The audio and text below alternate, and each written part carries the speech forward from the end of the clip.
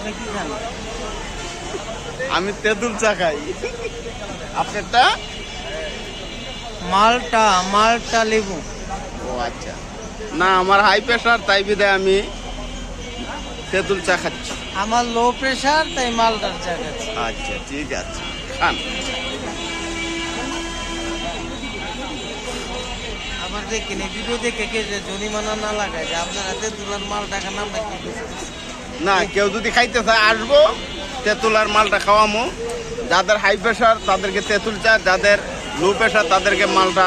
জুয়েল, মাকসুদ, নোমানি, রিপন, জহির, আসলে তো। রাসেল, তুহিন, এরা তো দাবি করতেই পারে, করতে পারে, অধিকার আছে দাবি করার। অধিকার আছে। এরপরে এই ফুতুল্লাহ মিজান ভাই, ঠিক আছে।